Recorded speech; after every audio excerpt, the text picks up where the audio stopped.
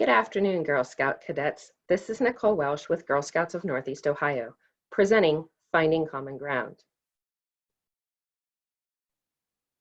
Every time we meet together as Scouts, we always start by reciting our promise and law. If you would make your Girl Scout signs with me now and repeat with me, the Girl Scout promise is, on my honor, I will try to serve God and my country, to help people at all times, and to live by the Girl Scout law. The Girl Scout law: I will do my best to be honest and fair, friendly and helpful, considerate and caring, courageous and strong, and responsible for what I say and do, and to respect myself and others, respect authority, use resources wisely, make the world a better place, and be a sister to every Girl Scout. Well done, ladies. Now, as you may know, in every badge within our national curriculum, there are 5 steps. So let's take a look at the steps in the Finding Common Ground badge together. Number 1 is getting to know someone different than you. 2, make decisions in a group. 3, explore civil debate. 4, understand a compromise. And 5, find common ground through mediation. Now, today we are going to focus on get to know someone different than you, the very first step in this badge. There are many different ways that we might get to know someone different from you. There are even more places where you may meet someone different than you. Can you think of some of those places? Do you have a new girl that has joined your Girl Scout troop, or maybe your local service unit? Did you get a new player on your sports team this past year at school? Did someone move to your school and join your class? Did you meet someone out on the playground or away at summer camp? There are many different places that you could meet someone new. But what we're going to talk about today is how to get to know someone who's different than you. Sometimes we make our differences so big that we can't see past them. But it's really important in life to get to know people who aren't exactly like you. They may actually end up liking some of the same things that you like and care about some of the same things that you do. What you need to do is be able to get to know them, find something common between the two of you without giving up your own personal perspectives. Just be open. So there might be somebody that you know who has a difference of background. Maybe they came from a different country, are an exchange student. Maybe they live in a different region or town within Girl Scouts of Northeast Ohio.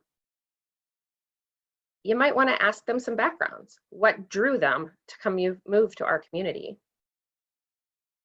What was the place that they left like?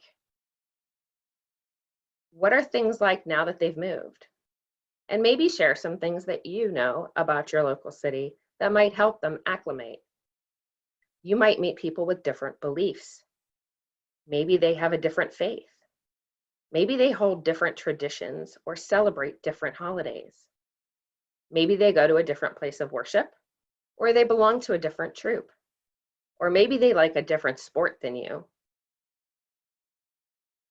Or they may just hold a difference of opinion.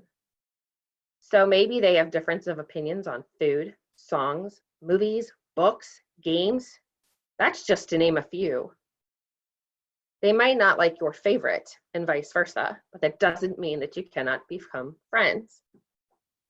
So the first thing to learn is to see past your own opinion.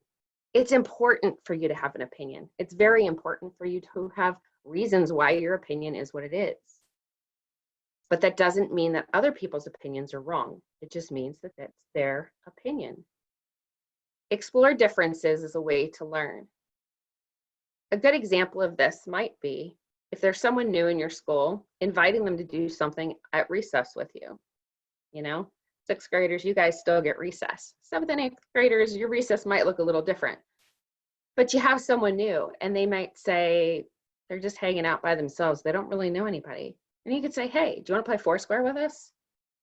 Maybe she's not real athletic. Maybe she isn't into sports, but maybe she's willing to sit down and review that book that you guys are covering in English, because maybe the school she came from has already done that book.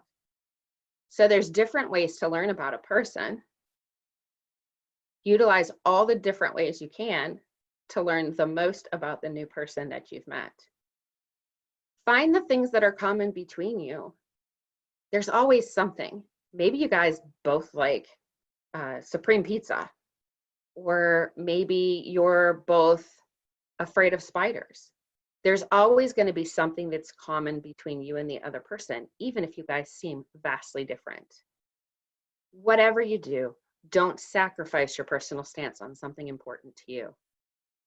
Make sure that you have a nice dialogue with the person about their position on that, and then realize that it's okay to have a difference of opinion. It's okay to be friends with someone that has a different opinion, but you don't ever want to give up on something that's certainly important to you, that makes you who you are. But be open to that other person's perspectives, beliefs, and opinions. It is what makes us all different, and it's what makes this world such a great place. It'd be really boring if we were all the same cookie cutter kind of person, right? So let's take a really simple example, and let's talk about GORP. I don't know about you, but every time I go to camp, I think about the snacks that we might take when we go out hiking. And I think of all the different things that people like and dislike, and it's really hard to choose just one snack. So we always do GORP. And what GORP is like a trail mix. It's a mixture of yummy, delicious snack foods, some healthier than others, some sweeter than others, some saltier than others, and maybe some even with a little bit of fire or kick. So let's think about the GORP. You set everything up on the counter. Using your utensils, you allow the girls to put whatever they want in their own bag. So when you get to the line, you grab a Ziploc bag and a Sharpie marker and you write your name on it. That becomes your GORP bag. Now you're going to go through that line of yummy sweet items and savory items. So I want you to think about whether you're on team sweet or team savory, okay? So team sweet might be chocolate chips. It might be M&Ms. It might be mini marshmallows. And team savory might be things like goldfish crackers, pretzels, maybe Flamin' Cheetos, something like that. And even though all of those things are yummy in and of themselves, they're really yummy together. And it really is a good example of how the many differences can make the whole even more unique and special. So think about it. If you don't want Flamin' Hot Cheetos, you just don't have to put any in your bag, and that's okay. But if your friend behind you in line loves Flaming Hot Cheetos, but maybe she doesn't like marshmallows, then she just leaves the marshmallows out of her bag. I want you to get together with some of your friends and family.